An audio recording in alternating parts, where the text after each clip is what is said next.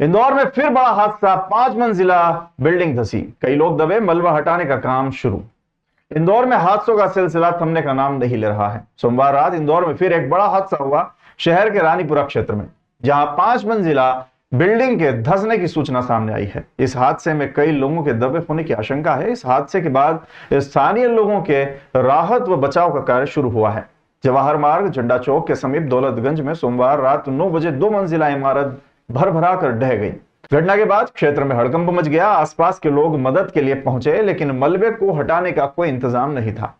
नगर निगम की removal team व police प्रशासन की टीम मौके पर पहुंची। 3 जेसीबी के माध्यम से रात करीब 10:30 बजे तक 6 घायलों को मलबे से निकाला जा चुका था। जानकारों के मुताबिक इस इमारत में 6 परिवारों के रहने की सूचना है। घायलों को एमवाय अस्पताल पहुंचाया गया। निगम के अधिकारियों के मुताबिक ये इमारत अवैध रूप से बनी है। जानकारों के मुताबिक 6 से 7 साल पहले इस इमारत के निर्माण की बात कही जा रही है। विशेषज्ञों के मुताबिक इमारत के पिलर कमजोर होने के कारण इमारत धंसी है, जिसके कारण यह हादसा हुआ। देर रात तक घायलों को मलबे से निकालने का कार्य जारी रहा। मौके पर एसडीआरएफ की टीम भी रेस्क्यू करने पहुंची थी और कलेक्टर शिवम वर्मा भी मौके पर पहुंचे थे।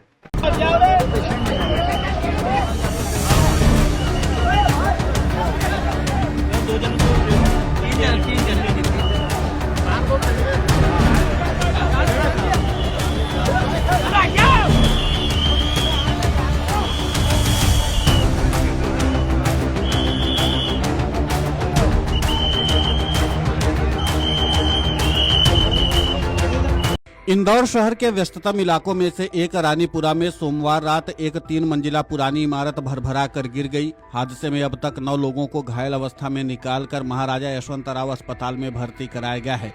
मलबे में अभी कुछ और लोगों के दबे होने की आशंका जताई जा रही है, जिन्हें बचाने के लिए बचाव कार्य तेजी से जारी है। यह हादसा रानीपुरा के कोष्टी मोहल्ले में जवाहर मार्ग पार्किंग के पास हुआ। सूचना मिलते ही सेंट्रल कोतवाली थाना क्षेत्र की पुलिस, फायर ब्रिगेड और एम्बुलेंस की कई टीमें मौके पर पहुंच गईं।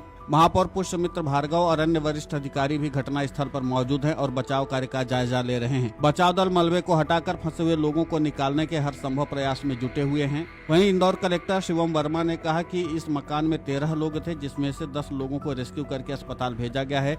बाकी 3 लोगों को रेस्क्यू करने के लिए कार्यवाही की जा रही है। एसडीआरएफ और नगर निगम की टीम कार्य कर रही है। हमारी प्राथमिकता रेस्क्यू करके उनका उपचार करवाना है। देखिए, ये जैसी सूचना भी मिल रही है, 13 लोग इसमें बिल्डिंग में थे। हालांकि इसको हम लोग अभी और डिटेल में एग्जामिन करेंगे, जिसमें से 10 लोग को रेस्क्यू कर लिया गया है। 10 लोग को रेस्क्यू करके एमवाय हॉस्पिटल भेजा गया है, जहां पे उनका उपचार किया जा रहा है।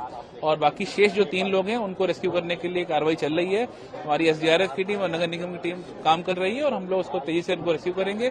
हमारी प्राथमिकता है कि सबसे पहले रेस्क्यू कराया जाए सबको और उनका उपचार किया जाए। अभी तक की कोई रिपोर्ट नहीं है, हम लोग उसको क्लोजली फॉलो कर रहे हैं। जैसा भी होगा आपको अपडेट करेंगे।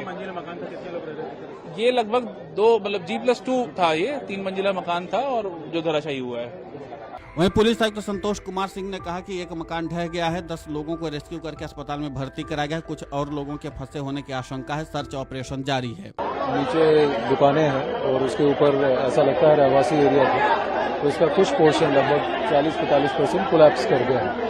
इसमें कुछ लोग दबे हुए थे, जिनमें से 10 लोगों को फिलहाल हॉस्पिटल शिफ्ट किया गया है, अंडर ट्रीटमेंट है। ऐसी आशंका है कि कुछ लोग अभी अंदर हो सकते हैं, जिनके लिए लगातार ये सर्च वो किया जा रहा है। वहीं इस हादसे के बाद अमर उजाला संवाददाता अभिषेक चंडके ने घटना स्थल का दौरा किया और घटना के बारे में स्थानीय लोगों से बातचीत की। क्या कुछ बताया स्थानीय लोगों ने, आप खुद सुनिए। इंदौर के रानीपुरा क्षेत्र में एक 3 मंजिला बिल्डिंग भर कर गिर पड़ी है।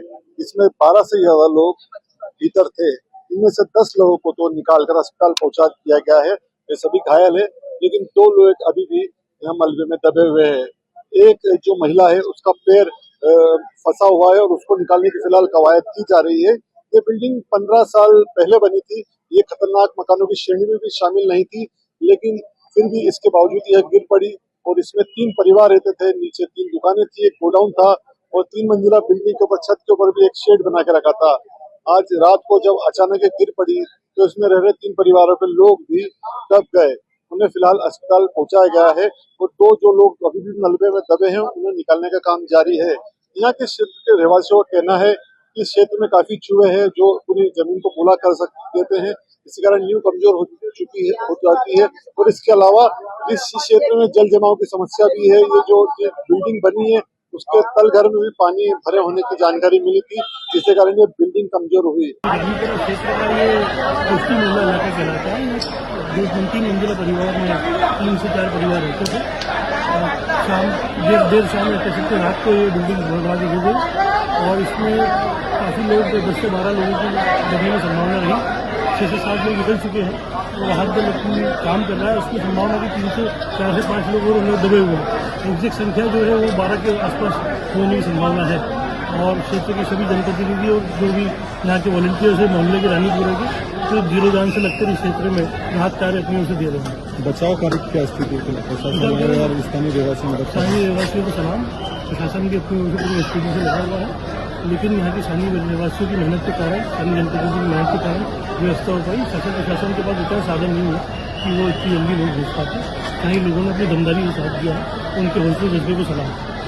ये बिल्डिंग ज़्यादा पुरानी नहीं है, लेकिन क्या चूहों की समस्या जो यहाँ पर जमीन को नुकसान पहुँचा रहे हैं? चूहे तो बहुत ज़्यादा हैं इस इलाके में। चूहे बहुत जगह पोलिए कर रहे हैं और बिल्डिंग 10 साल से ज़्यादा पुरानी नहीं है और अच्छा स्ट्रक्चर है, सामने दिख रहा है, लेकिन किस तरह गिर गई, किससे गिर गई, ये पता ही नहीं चला। सामने वाली बिल्डिंग को डैमेज किया। वहीं स्थानीय लोगों के अनुसार इमारतें काफी पुरानी थी और जर्जर हो चुकी थी। दीवारों में बड़ी बड़ी दरारें आ गई थी और अक्सर प्लास्टर और मलबा गिरता रहता था। रहवासियों ने बताया कि कई बार इस इमारत को खाली करने की भी बात उठी थी, लेकिन इसे गंभीरता से नहीं लिया गया।